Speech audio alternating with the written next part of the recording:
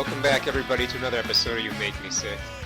Today it's kind of a special episode, so a few of them that we've had in the past where we, kind of go outside of talking about microorganisms. In this one, we're even going to go outside of talking about kind of healthcare roles. We're going to talk a little bit about first responders. So I think a lot of people, when they are asked about first responders, they might think about EMS and fire. But police officers are oftentimes the first ones to actually arrive on scene. And they have to be able to properly triage and treat those who are in distress until other first responders such as fire or EMS arrive. So today we're actually joined by Officer Jake Ballensky. Jake is a police officer in the Elko, Nevada Police Department. He also has experience as a police officer in the Las Vegas Metro Police Department. And he is also a U.S. Army veteran, having served tours in both Iraq and Afghanistan. Jake has also spent some time working in private security at government sites, and he has recently actually passed his detective's exam, and he's just awaiting placement right now into a detective's role at his police department. So thanks, Jake, for joining us today. Cool, perfect. Yeah, man, I'm pumped to be here. He's here today just to kind of, like I said, discuss a little about the first responder role that police officers often play, and talk a little bit about his career, his past, and also answer a few questions, hopefully, about some of the PTSD or even stress and coping and mental health issues that are often overlooked for first responders in general. So I guess the first question I have, so per the Department of Justice, about 25% of law enforcement today are actually ex-military. Prior to entering law enforcement, you were in the Army. As I mentioned, you served a couple of tours, one in Afghanistan, one in Iraq. How much did the military actually prepare you for entering law enforcement? And do you think that the kind of regimented forms, the regimented style, and I guess just the kind of detail-oriented aspect the military provides, did that help you when entering law enforcement? It's kind of a tough one because honestly, a lot of the stuff you do for the military, like deploying everything like that, it has its own different kind of rules of engagement, ROE. A lot of it does not apply because it's such a different realm and world from law enforcement. Where here working on like the state side, CONUS they'd call it, but like everything is seen, heard, and you have to worry about all eyes on you. It's a little bit different with the military, but I think a lot of that, like you said, the structure and everything like that. Like I joined the military, I was 17, about ready to graduate high school. I had no idea what I was doing, man. No idea whatsoever. My friends were getting into drugs pretty heavy, stuff like that, and I was just like, this ain't for me. So I took lead off of one of my buddies. He just got back from he was first wave in Iraq. So I joined up. Oh man, I turned 18 in MEPS or boot camp. I turned 19 in Afghanistan, and I just think that structure and having a purpose is so important when you're that young. I'd never really worked out before that. I almost bombed the physical fitness test, so then gave me something to push for and I pretty much worked out hardcore since I was 17. I'm almost 37 now, so that was huge, I think, in growing up. And now I'm a first responder. I see these kids are having problems. I mean, they have terrible parents, alcoholic, drug addict. They don't have a home, nobody watching them. I tell them all the time, look, man, if you want something, you want a purpose, military is the way to go. So that helped out a lot. But I think a lot of it doesn't apply to law enforcement, which you can see some people struggle coming from being military and trying to come to the first responder world because it's so much different. But it's nice to have a person that has that base of, we get orders, we follow them, this is the way it's done. That's pretty much where I come from. Were there any aspects you kind of had to unlearn? Whereas I know you were talking about military with, all eyes are on you when you're a first responder. With the military, you're kind of under their umbrella. Were there certain things where you just had to pay more attention to one thing, or perhaps you could, it was more easily kind of that you didn't worry about as much not being in the military? I think I had to learn some things because in the military it's easy. You shut up, you stand where they tell you, you do what you're supposed to do, and it's such a thinking man's game in today's law enforcement because you can't just go in and go off the basics and expect to survive and thrive. Even small department where I'm at now, well above the national standard for training and everything like that, but you have to have your okay, I understand that, but trust but verify cap on the way you can okay, this is the way they do it, but why? This is what this suspect's going to do. I need him to do this. It's that's the biggest thing is opening your mind to actually detailing and going the route you need to instead of just taking orders and being kind of like, that's my purpose, that's what I'm doing. Kind of more of a critical thinking aspect to it than instead of having, because obviously with the military, you have, there's definite probably more structure, and it's probably a little more autonomous being police because you're out there with yourself or a partner. Yeah. And that's kind of it with your patrol, right? Whereas with the military, you're with a company, you have usually is more than one or two of you, right? Yeah, so, critical thinking's no joke. Like, we can get into that later, but like, there's just so much to it. You have to be like pretty much know the basis of being a lawyer. And I have X amount of Nevada Revised statutes. That's what governs, and police is all Nevada and what we abide by. I have so many of those memorized because if you don't put that footwork there and have those things memorized, your decision making is going to suck because you're not going to know what crime you have in front of you. And eventually you get to the point where you're hearing people talk and you're gathering details and you're checking those boxes for what crimes occurred, what you have in your hand, so that it makes the decision making like that much easier. So it's definitely a thinking man's game, man. You got to be smart when it comes to policing nowadays. So before you went into law enforcement, you actually, and after you left the military, you went into kind of like private security, right? Yep. And you worked at a government site in Nevada for that. Did that help you transition at all from the military going to law enforcement? I would say, yeah, it did. Like, you see all these things where people come out of like, especially military, like active duty. I was National Guard for a long time, did a couple of deployments, but like that's your purpose. And then when you get out and like you don't have a job, you go on employment, you don't really have a purpose. So unless you fuel that all into something healthy, you're kind of screwed. I was lucky enough that one of my friends was like, hey man, I took this job at NTTR, which is like Nevada Test and Training Range. And he's like, hey, it pays great. You do this, this, and this. And I joined when I was 20. And then in training, I turned 21 so I could actually carry a gun. But like that instituted pretty much like the basis of you're going to wear this firearm, you're going to be seen in public, and you're going to police other people.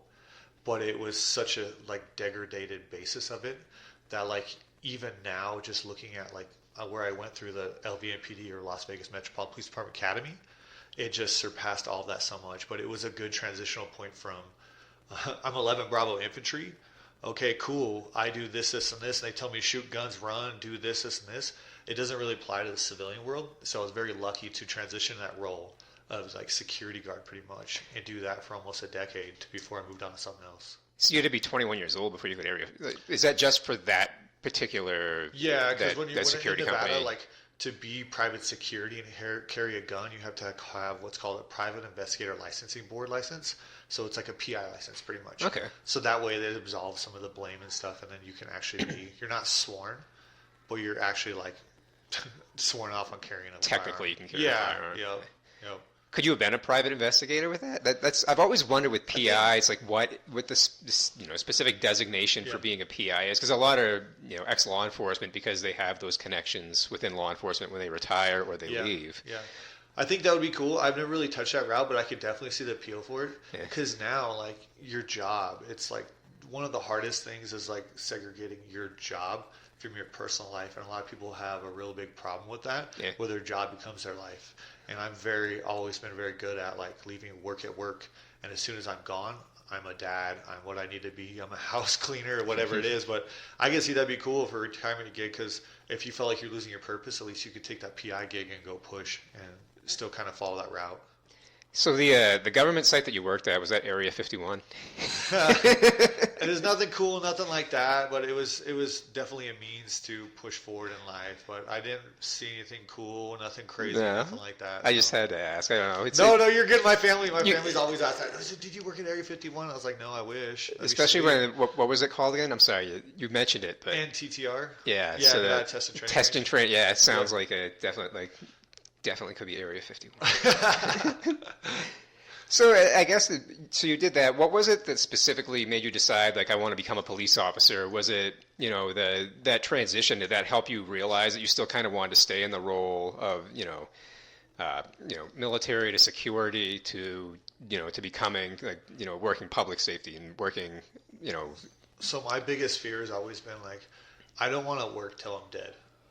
Like, I'm going to put in and give everything I can for my job, but I eventually want that term to be over.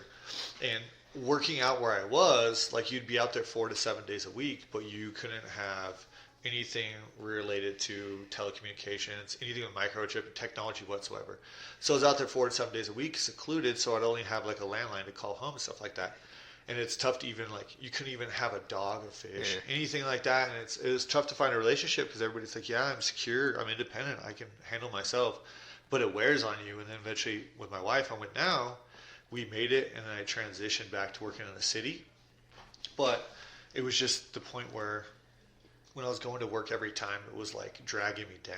Like, I'm not a person, I have such a positive outlook, I don't believe I could ever be depressed, but it was just dragging me down to the point where like I need to make a change. And change is scary, but I'm never afraid to jump. So that was what really made me want to. I'm not going to fill you full of crap like I wanted to serve the public, anything like that. I wanted to go out and do cool shit with my friends, have a public retirement, and do something that I could be proud of in the long term. Like, and that's what I look at as law enforcement is like, I could retire in 20 years, 25 years, and my kids could be like, my dad did something.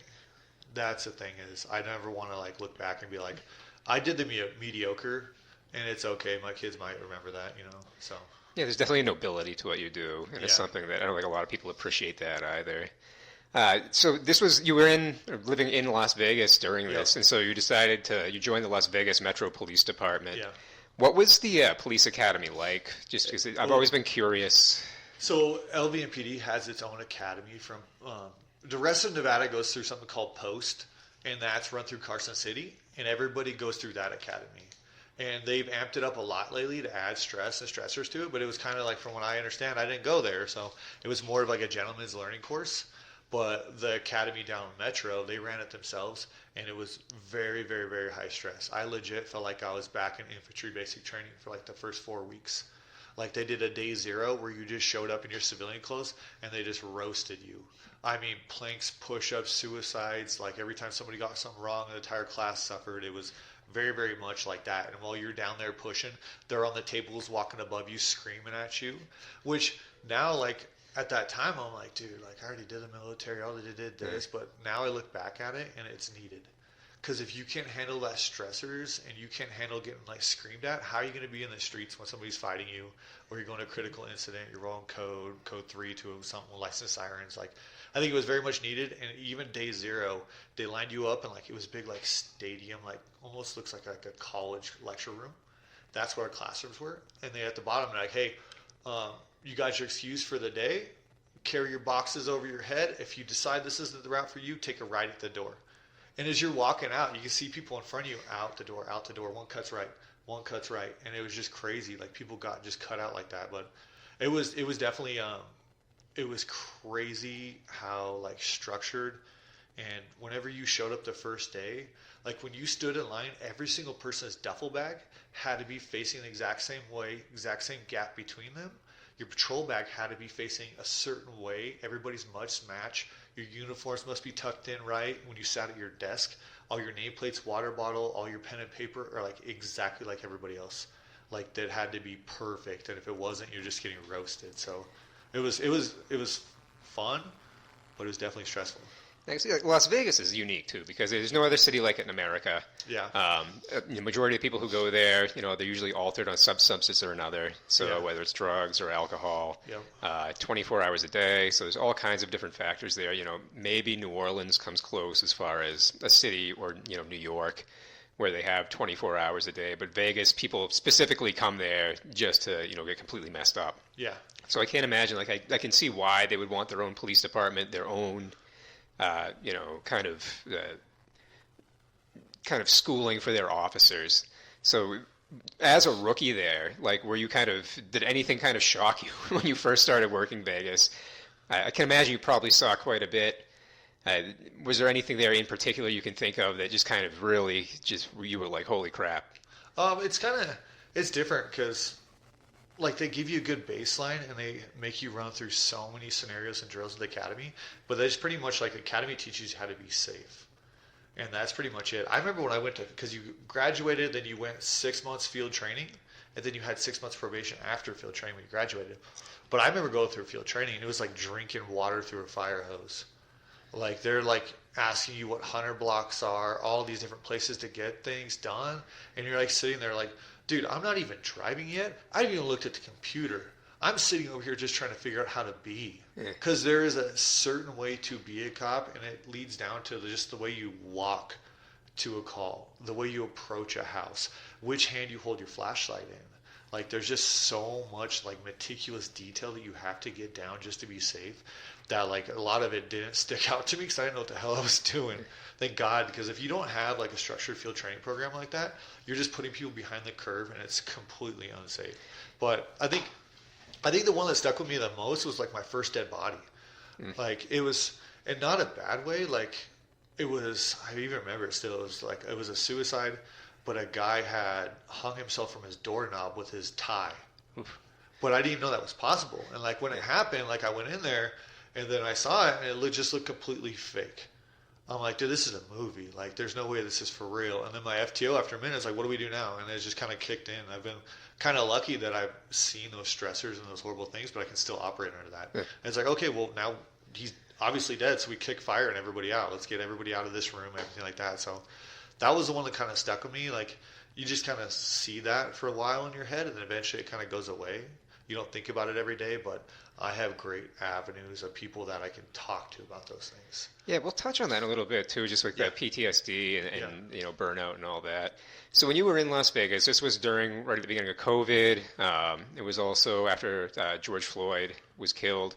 And obviously you saw this after that. There was a lot of backlash against police. There was defunding. And regardless of what side of the argument you were on, whether pro-police or anti-police, I think that a lot of people look back at that now and say maybe it wasn't handled as well as it could have been.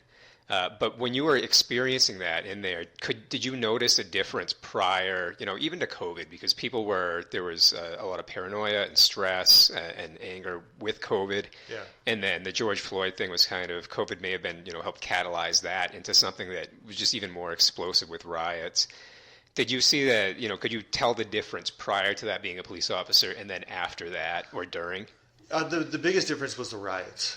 Like, I helped and handled all the riots in Vegas. It wasn't as bad as like Portland or back east, like some of these big cities, but we definitely had riots where you had to stand in the line, push people back, and be out there in the heat down on the strip. But as far as like, that was like kind of specific to that geographical area in Las Vegas. But as far as like my beat or my area command or where I worked, I didn't really see that big of a change. Like, I think, thank God, enough people where I worked, they knew that it was not specifically all of law enforcement. There's bad cops everywhere, but every cop is not that bad cop.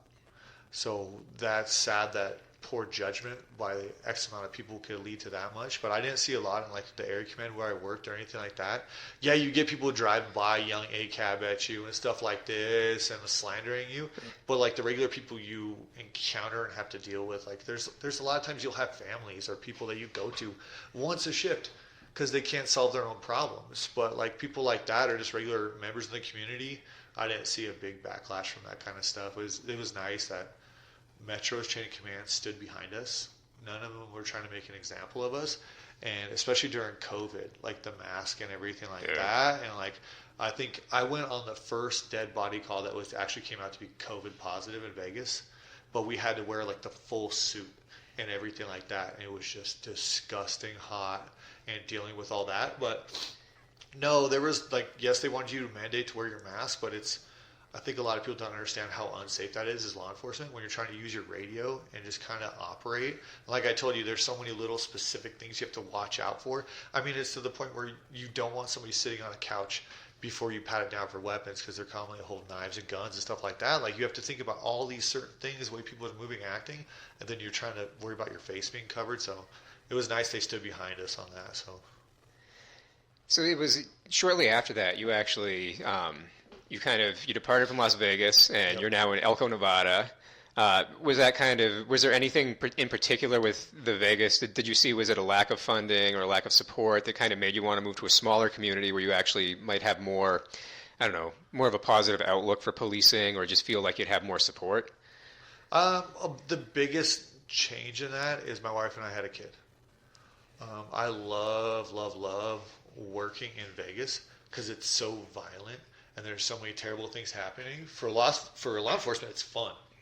You're like constantly on the go, critical incidents, barricades, and you're getting a ton of exposure that, like, working now up here in Northern Nevada, like, you don't get that critical incident exposure. So it's nice to have that base and then come up here. I kind of wish they'd take people that graduate post up here and send them down to work a month, 2 months in Vegas or in Reno, somewhere where that stuff happens all the time. Probably be great training for them. Yeah, right? I mean, because you're just exposed to the true violence. And it's like, and you don't love the violence aspect of it, but you love the fact that it's just the experience it gives you as a police officer. Yeah, because until you've had to deal with, like, a truly committed suspect like that, or a barricaded situation 2-3 times a night, like, you're not used to it. And if you're down there, it's like routine, where you just fall into it. And another big one was, I just had a couple bad, like, incidents that made the news, and everybody said it was fine. And then once it comes to, like, legal department or something like that, it kind of shifted. So I was like, okay, yeah, well, I don't want my kid growing up playing on the concrete and just being stuck in a tiny neighborhood. I want some property, I want some land, some way to move. And that was kind of a contributing factor too, is I love my chain of command, but eventually once it got to the top, it was more of like a political game than it was you as a person. I think there's probably a lot of politics involved anyway once you start getting above certain ranks. It has to be. Like, I think here we're like just over 50 sworn officers, but in Vegas you're looking at thousands of officers, and the people to govern and regulate and try to maintain that social balance within a police department is insane. It's crazy. Yeah. So kind of, one of the reasons I wanted to have you on today was talk about being a first responder. Yeah. So there's actually an article from the Journal of Resuscitation in 2022. In the article, quote, fire and police first responder interventions were associated with significantly higher odds of survival to hospital discharge and survival with good neurological outcome. And similar associations were also found with fire and police who initiated AED use.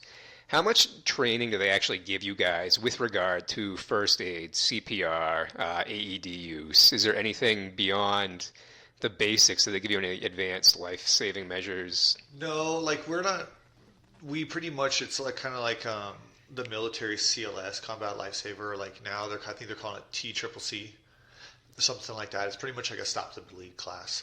And they go really good into it on how it works, but it's pretty much tourniquet use and stuff like that. And the biggest things we see, like, we're lucky here in Elko where you don't see these critical incidents and true violence. And yes, we have stabbings and shootings and stuff like that, but most of the stuff, it's drug use. It's Narcan. I mean, everybody knows, it's no secret, fentanyl hit here years ago. Yeah. Those blue M30 pills are everywhere. That's what people are using. And a lot of it we see is overdose. But the casualty care we're getting is pretty much recovery position, and if it's heavy bleeding, arterial bleeding, tourniquet. High and tight is what they're teaching. I remember back in the day, military was like 2 inches or like 2 to 3 fingers above the wound. Now they're teaching just high as you possibly can and as tight as you can. Do you feel like that's adequate? Do you feel like it would be helpful to have more training for you? Do you think it would, change outcomes at all? Because I'm assuming that EMS probably gets there pretty quickly after you guys. I mean, I guess there is some stuff, but I mean, we're not doing any kind of needle decompressions or anything like that. It would be great to see more and just have more emphasis on it, because it would be for, like, I'm worried about helping myself and my partner out, right? I personally carry, they're on blank. I carry chest seals on my person and 2 tourniquets. Like, it would be nice just to have more of an in-depth, like, this is how, like, when they exhale, slap chest seal on, everything like that. But we are a smaller community, so fire medical normally get there within like 5 to 10 minutes. But I think it's adequate for where we're at. And a lot of that, I mean, it falls under liability. I feel like a lot of law enforcement nowadays are afraid of liability. Yeah. Like, if we start doing more advanced than that, any kind of intrusive measure that could harm them long term, then they're going to sue us. Yeah. And then that's where City Hall and everybody's going to be upset about it. Yeah. Which is kind of sad. At the same time, it's, you got to protect yourself too. So. Yeah.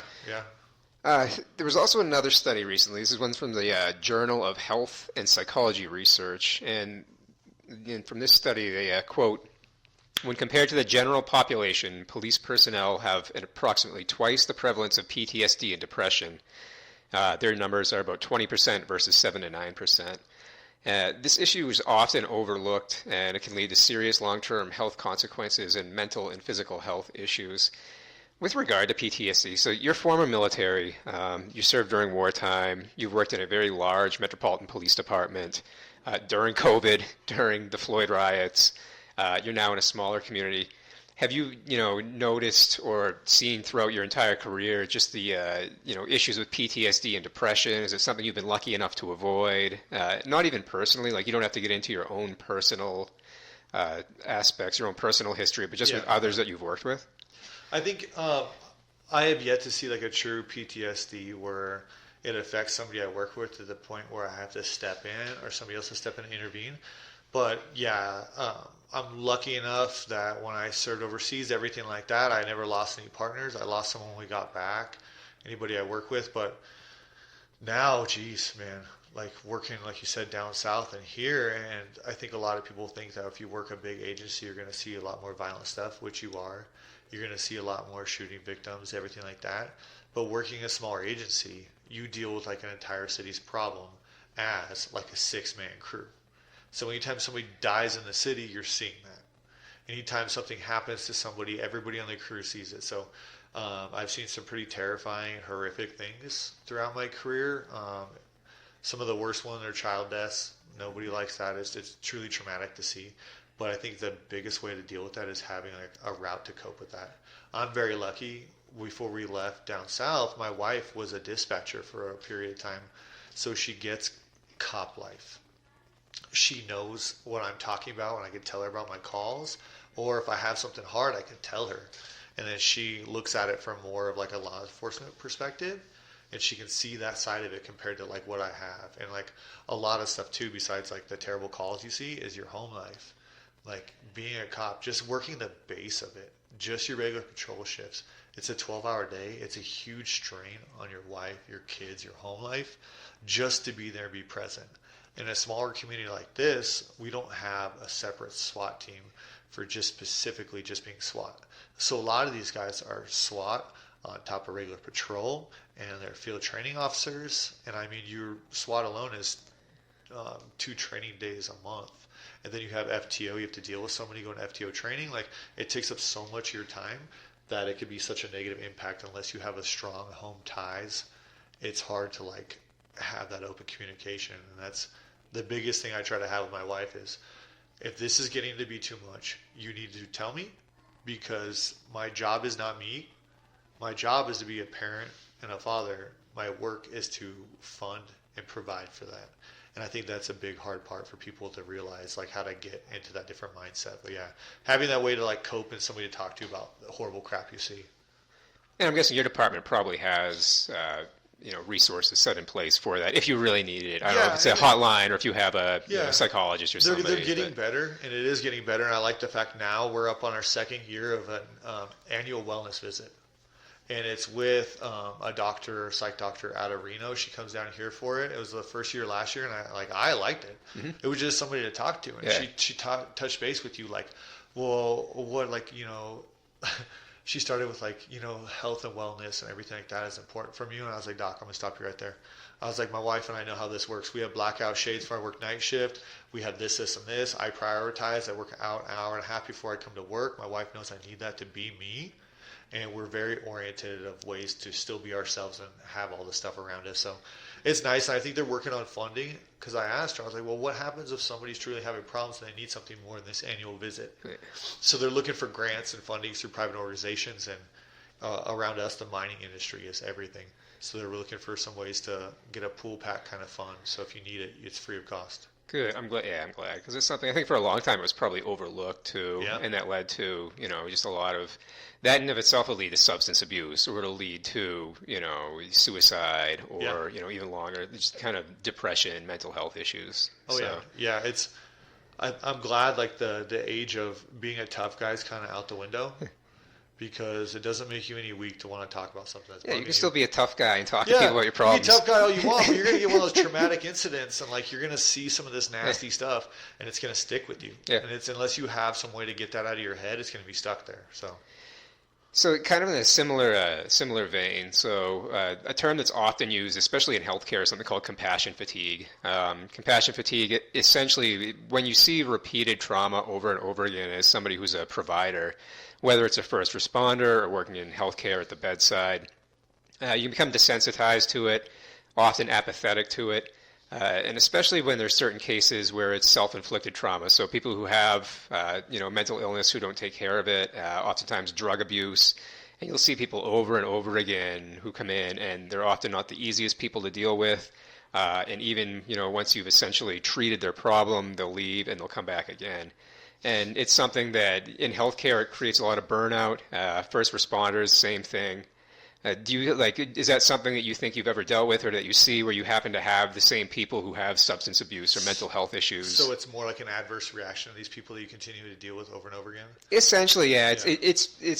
It's almost like you become kind of apathetic or just kind of, I wouldn't say ignore them or ignore the problem. No, but it's frustration. You lose compassion for them as far as a person who has a serious issue because they've continued to do this over and over and over again.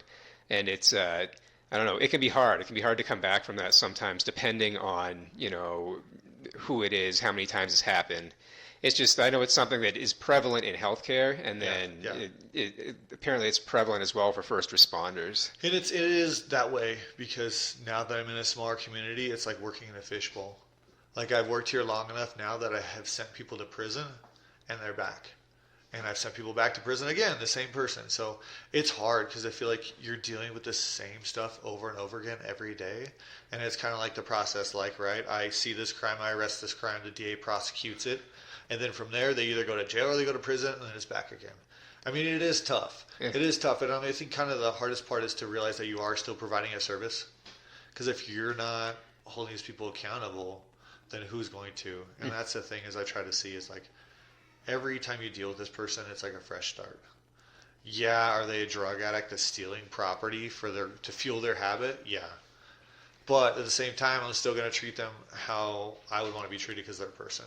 And it's a lot easier to say it right now because I'm not having to deal with that person. But yeah, it definitely tests your limits. And a lot of time you have to watch what you say. And it just comes back. It's like, dude, this again? Bro, I caught you like 2 months ago breaking into cars again for stealing change to buy a couple of fentanyl pills. Like it's hard. It really is. It's trying. But that's the thing is I don't look at it as I'm out there to wreck people or anything like that. I'm out there to hold people accountable for the stupid crap they do and what harms other people. It really is. No, it's appreciated, and I think it's unfortunate because I know when I was growing up, there was always a lot of respect for police. And like you said, there are good police and there are bad police. Yeah. But I always feel like, as it is with most people, there's usually more good than bad. Yeah. I think that sometimes the bad police are guys who have been doing it for far too long, and maybe they're burnt out, maybe they have compassion fatigue, or maybe I don't know, for some other reason, maybe it's an old school form of thinking, I don't know. But I don't know, I appreciate you, doing what you do as far as law enforcement goes. And I know that, and like I said, especially since 2020, I think it seems like a lot of police departments have had a really hard time retaining police officers. I think a lot of it comes down to the pride in it too. Like we have pride within ourselves, but now I think the public opinion is like, not the public opinion, sorry, but like it's not looked at as such a high value pride job like a fire department. Like I would go to my fire boys' houses, they have like special customized axes, they have like all this pride, and they can have firefighter plates and everything like that. But I feel like now it's to the point where like you're a cop, you have to hide it, and you're kind of just looking over your shoulder, where I wish we could bring that pride aspect back. And that would solve a lot of the retention issues, is if we could openly be vocal about being a cop without having to be worried about somebody rolling up on you at your house or something like that. So it would be awesome to be just kind of instill that. I don't know how, but that would come from the chain of command aspect of the police department. But I would wish there was more pride. And hopefully that'll come back. I mean, there used to be a day that was like that. But, once again, there have been a lot of incidents over the years, too. I think the media helps to fuel a lot of this, for good or for bad, either way. But do you think they're going to have a hard time? Like, I don't know how recruitment is for you guys with it's a smaller town, smaller community. It's a little more rural, so maybe you have a better, I don't know. Oh, we're still low. Are you? We're still down officers. I mean, it's a lot of it is like the lateral game now. Everybody's looking for lateral transfers because you have these places that still don't stand behind their cops.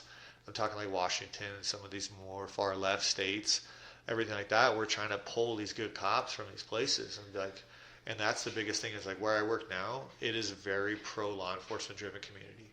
you still have people approaching you, thanking you. When you're walking down the street, people are saying thank you. And it's when you work in a place like that, it makes your job a lot more or a lot better and more wholesome for yourself, and you can take more pride in it. But I think the retention is just still down everywhere. Like, once we can get back to it being a prideful profession where you can pass it generation to generation, it's just going to be hard. And nobody really goes, man, I can't wait to be a police officer right now, because everybody knows we're getting crapped on from everywhere. So, do you have any advice for somebody who might be interested in law enforcement, or even for somebody who just doesn't know or have a direction? Like you were saying, there are some people, especially people who they're younger, they're often, maybe they've gotten into trouble a lot, maybe they're into drugs, that kind of like the military worked for you as well, kind of helping to, reshape, give them structure and kind of more focus. Any advice you could give to people who might want to go into law enforcement or who are looking, for a career change in law enforcement? Sounds intriguing. Yeah, my biggest thing is ride-alongs. Go to your local police department, go in there, do their simple background packet, schedule a ride-along. Because the only way you're going to know if this is for you, if you're going to see it in real life. Don't go out there, go through the academy, and spend all this time, money, and sacrifice, and then get out on the street and field training and be like, dude, this sucks, and don't want to do it. Go out there, find your local police station, do a ride-along, and then find out if it's truly for you, because you're going to see what it's like in a day in the life of a police officer. That's my biggest thing is that, and be physically fit. Like, if the PT test is the least of your worries, then you don't have to worry about that aspect whatsoever. Now you just have to worry about thinking and learning how to adapt to case law and NRS or whatever you're governed by. If you could just take one aspect out of that, you're fine. And if you're out of shape and you can't just be proficient in everyday policing, you're a liability to yourself and your partner. Your partner's going to have to think about what you're doing, and ultimately you're doing a disservice to him and his family. I've multiple times had partners that couldn't do what was required, and I had to do it by myself and risk more. So be an asset to your department. Be in shape. It's not hard. Like, there's always time. I thought I was busy when I had no kids. And then I had a kid, and I was like, man, I had all the free time in the world. And then I had multiple kids. And I'm like, damn, I had all the free time in the world with one kid. So there's still time there, but it's a big sacrifice for everybody. But yeah, be an asset. Go do a ride-along. Find out if it's for you. And I guess the final question I have, so you took your detective exam, passed that. You're just waiting essentially for placement for a detective's position, which should hopefully happen within the next few months or so. Hopefully, yeah. That's the thing is we're still down on retention. So where there's a couple people, like I'm a field training officer in my department, and that's one of the things I pride myself on. Man, sometimes it is such a pain in the ass, and it is stressful because you're having to just like try and observe this person, and like I said, there's so much to teach that it's like daunting. And by the end of the day, even if you have a great trainee, you're just freaking smoked at the end of the day. Like, I just want to go home and sleep. That's it. But once we get some more people out and we have more cops on the street, hopefully it's a pull list, so hopefully I get pulled by the end of the year. How much will your kind of day-to-day change once you become a detective? Like, I've always kind of wondered, like, with the detective's role, is it just primarily investigation? Yeah, it's primarily investigation. It completely changes. You're not taking calls for service on the street anymore. All you're doing is there's patrol responds and takes initial reports, but they don't have time to spend 5, 6, 7, 8, 13, 1, 2, 3 months of follow-up time to investigate people, everything like that. Those more complicated or person crime cases go to the detective unit, and they go ahead and do all the stuff they need to. And once again, it's more case law driven because you're going to speak to people about certain things and more violent and complex cases, and you need to be up on that. So it's just more of an understanding that the general patrol officer doesn't have. Not to mention all like the CSI and all that stuff. Like, we're not a big enough agency where we have crime scene techs. Have to do all that ourselves. So it's a lot of training to go through for that as well. So it's a lot. Sounds a lot different than what you're doing right now too. It sounds different, but more interesting, I think. It's not more of putting like you're the one that meets crime on the street. It's more of a thinking man's game. And now you just have a bigger brain, and it's more of a big picture kind of investigation. It's pretty cool. Do you ever watch police TV shows? No, because they bug me. I was gonna ask, bad, man. They're so like, bad. I was going to ask, like, how real, like, does, do any of them depict, being a police officer like the actual job? No, I haven't found any that I truly like. Yeah. And plus, my wife doesn't like watching with me because she's like, all you do is just sit there and talk crap the whole time about how it's so messed up. So, no, I'm not big on that, man. I've been trying to. There's not a lot of series I stay up on, pretty much just like MasterChef, stuff like that. But I've been trying to read a lot lately, just kind of escape. And plus, it feels more like you've won and you get to keep that book. Yeah. So that's more my thing right now. More of a personal thing than a TV show, I think. So. Yeah. Cool. Well, Jake, thank you so much for coming on, man. I appreciate it. It was good just to, like I said, talk to you about the first responder thing. I was also just curious about, becoming a police officer, what it was like, especially over the last, 4 years or so, because it's been pretty crazy, especially in law enforcement. Yeah. Just the kind of attitudes that people have had towards it, like I said, one way or the other. So. And I think a lot of it, like more of the old school guys have said that like law enforcement's always ebb and flow. It's always like bad then it's good, bad then it's good. I feel like right now where we're at right now, we've had the bad, but it's rising towards the good again. Good. So, I mean, and ultimately a lot of it's governed by state level. People well above us govern what we can do, why, and how. So. And, do you think as unfortunate as, the George Floyd thing has been, and plus just all the other multiple, there have been many incidents where there have been other riots just related to police, and, some say police brutality. It's, like I said, it depends like how it's looked at.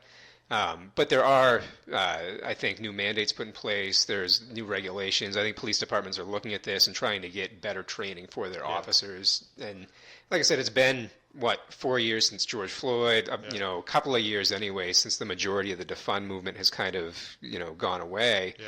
Do you think that has helped, in your own opinion, from what you've been seeing with new recruits that are coming in? Do you think there was ever... I think it's helped a lot. And like a lot of the good departments, like the department I'm working for now, if you want good officers, you need good training. And a lot of that stuff in the rural places like we're at, it's not offered.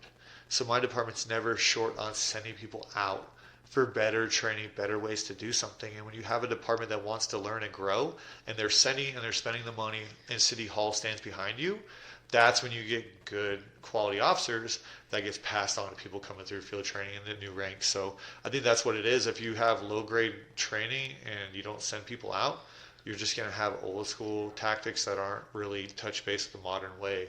And law enforcement changes so drastically every day that it's needed and necessary. So find yourself a good department that sends people to training. Do you think that's a problem with some of the larger metropolitan police officers? It's just there's so many officers that it's hard for them to organize or even facilitate having, the amount of training they might need. Yeah, and I think from my experience from Metro, LV and PD, they did a good job with that. They put a lot of money. I mean, they have entire warehouses that are like little conic cities and structures. And you have to go through like, I think it was RBT, reality-based training once a year, and then advanced officer skill training once a year, where you go through all these, like they'll take what's trending and they've seen through critical incidents in the Valley, and they'll make and recreate those incidents and put officers through it with sim guns, stuff like that, which sim guns are the ones that shoot the paintballs and stuff like that. And like they have the money, but it's like, how do you keep up on 2,000 plus officers of training? And it's ultimately going to fall back on the squad sergeants and lieutenants. So they did a really good job about that. Like I'll give them all the credit in the world for that. I had some really good training working there. Cool. Yeah. Well, thank you so much for joining me. Did you have any other last thoughts? Anything you wanted to add? My biggest thing is if you're going to work graveyard, it's a hard struggle. It's something really hard to do, but try, and this is what works best, is stay up on your days off till 2, 3 in the morning, and then sleep in till like noon, 1 in the afternoon, so you kind of stay on that schedule. If you kind of stay on that schedule and you're not constantly flopping between grades and days, it helps out a ton. So that and just if you work out whatever way you want, it just kind of regulates your cortisol levels, and it just keeps you regular, keep your body active. Did they make you guys? So when you were on, are you specifically doing nights? Are you doing days, or do they make you do days, nights? It's all like a bid system. You're seniority based for us, but yeah. Normally when you're new, you go to graveyard. Yeah. You got to earn that. That's the way it is in nursing. Exactly. Yeah. A lot of people love graveyard, and they're not going to move from it, so that's what they want to stay. Cool. All right. Well, once again, Jake, thank you very much. Yep. I appreciate having you on. Once again, everybody, you can find us at Make Me Sick Pod on X, or you can email with any suggestions, comments at youmakemesickpod@gmail.com. Thanks, everybody, for listening. Remember to wash your hands.